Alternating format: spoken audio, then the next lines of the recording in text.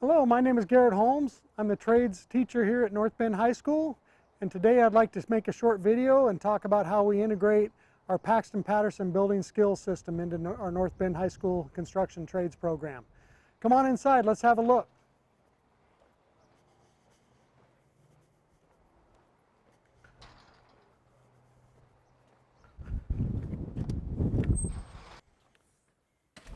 So let's talk about how we integrate the Paxton Patterson system here at North Bend High School.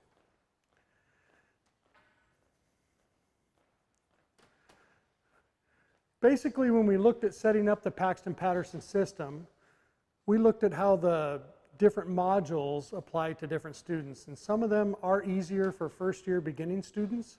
So we kind of chose those modules to start with so that students can become familiar with the system, how it works, how we like to do it here, and then they can take those skills into second year where the modules are a little more complicated and they can perform those at that point. In our first year, we have the electrical skill module, we have the power tool module, we have the framing module, and then also we have the hand tool module. One thing you'll notice, for instance, in the hand tool module that I have here, and with several of my modules, I like to put the tools that I use not only in the tubs, but on the wall. That way at the end of the period, when I'm running around trying to get everything organized and clean up and whatnot, I'm able to have a quick glance at the wall, make sure everything's present, and then move on to the next step, which is usually assigning grades for the day. So being organized and efficient in this system is really important. So at this point, let's move to the outside group. Along with blueprint reading, which we also do in the first year module group as a class in our classroom, we've also had the opportunity to do what I call our messy modules, which we do in our outdoor covered environment. And in these modules, we do masonry, drywall, tile, painting, and concrete. And those are also my first year modules. Let's step outside and see where we do them.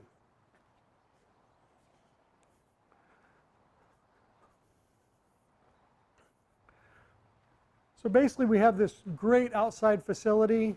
It has water for cleanup. We have our painting module, our tile module, masonry, concrete, and drywall skills on the back side. All their tools and components are on the back wall in the large overhead storage area. And that allows the kids, like we say, to make a mess out here and also be able to clean it up quickly after the end of the day. Another thing we work on here at North Bend is being efficient with our materials. We use a lime and sand mix for our masonry and our concrete modules.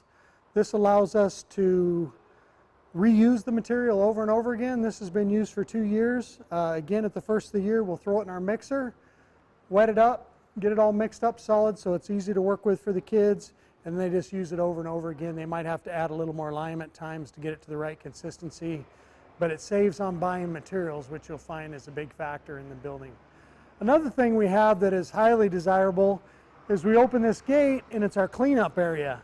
So for things like drywall, masonry, all these modules where we're out here outside, we can take our tools out, spray them off real quick out here in this sump we built, and it's a real efficient way that shortens the cleanup time and allows us more time to be efficient in class.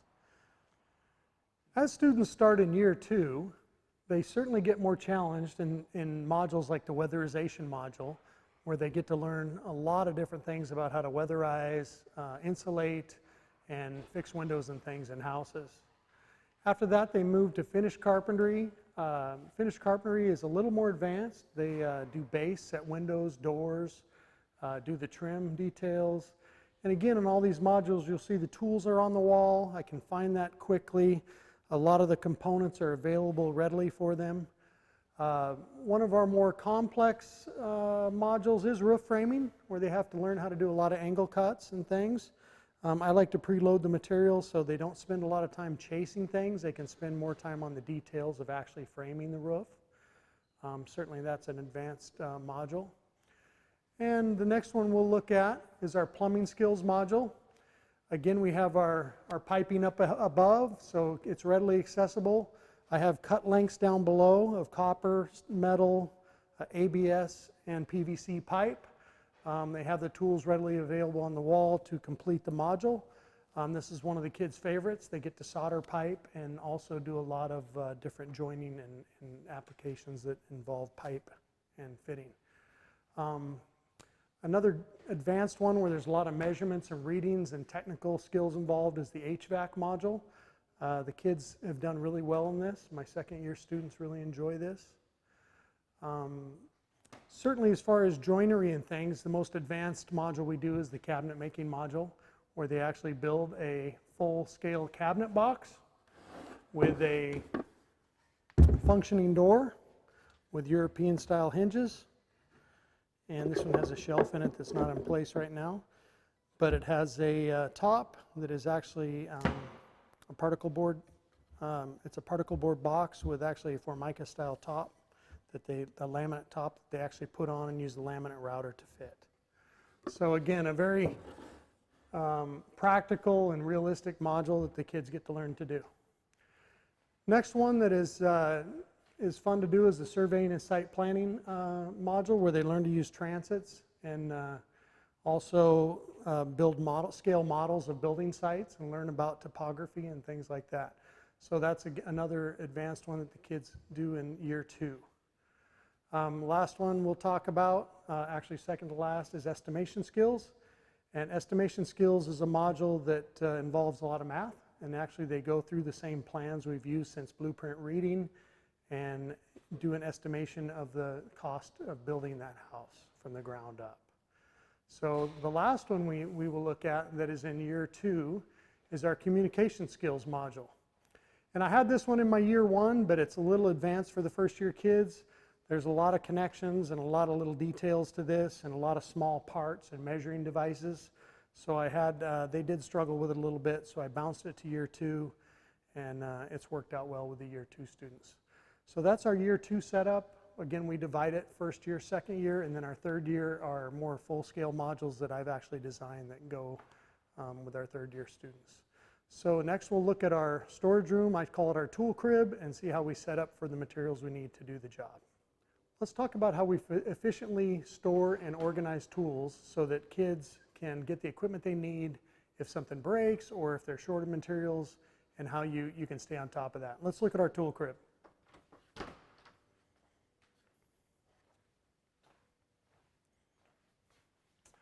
As far as my Paxton Patterson courses go, I like to keep everything really organized as far as the different modules.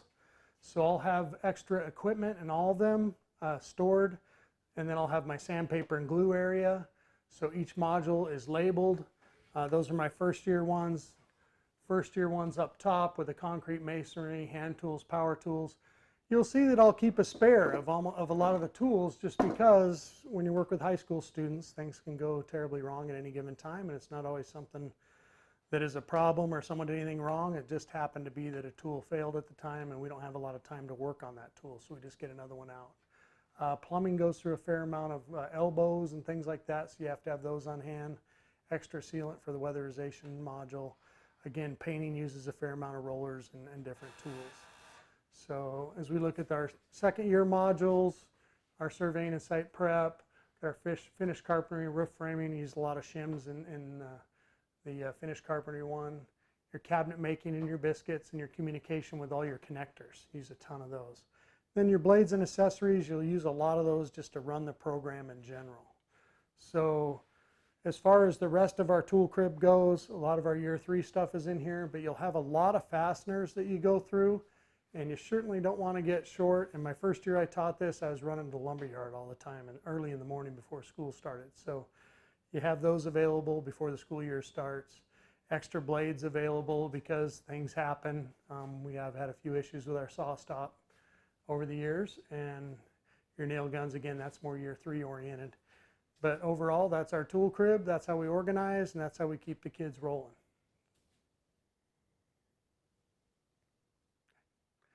So when we talk about efficient use of tools within our modules, for instance, the power tool module will use the router tables, and I actually set up 2 of them, and they're exactly the same.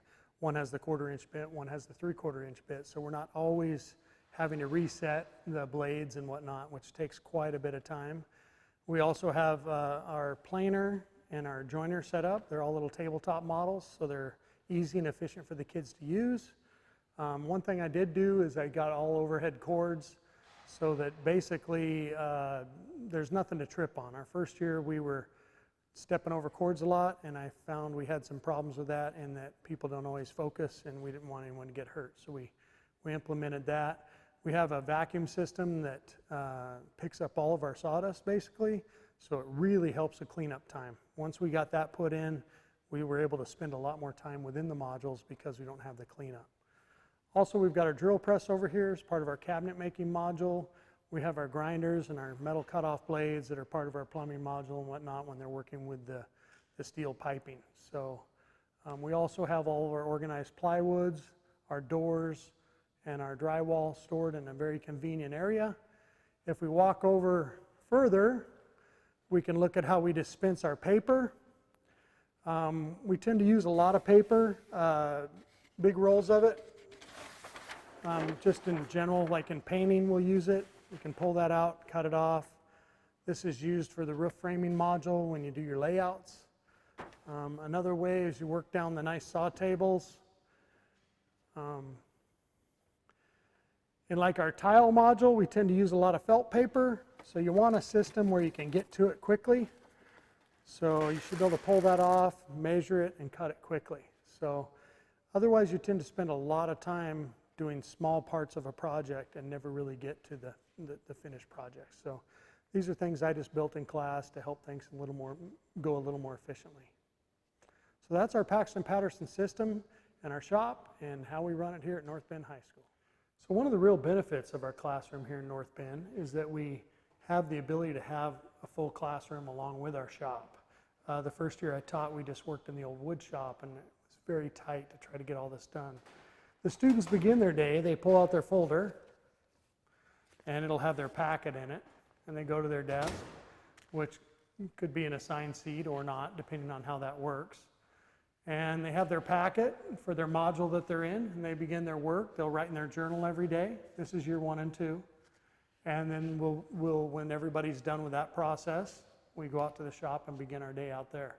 So the day does basically start with a focused effort in writing and remembering what we did the day before, because that's what they write on. One of the nice things about the shop when we designed it, we do a lot of large overhead work, and I was able to get basically a formatted screen that's 12 feet, so I can put that down. We have our large overhead, so it basically allows me to do full-scale drawings and things on the screen that the kids in the back of the class can see also. So if you are designing a shop to work for classes that are very efficient, things like smart boards and things are nice, but you need a little bigger scale if you're going to do things that have small measurements and things on them. So this is our classroom setup. It's a great way to start the day. The kids can kind of come in, get their minds focused on construction, and then we head out into the shop and do our projects from there.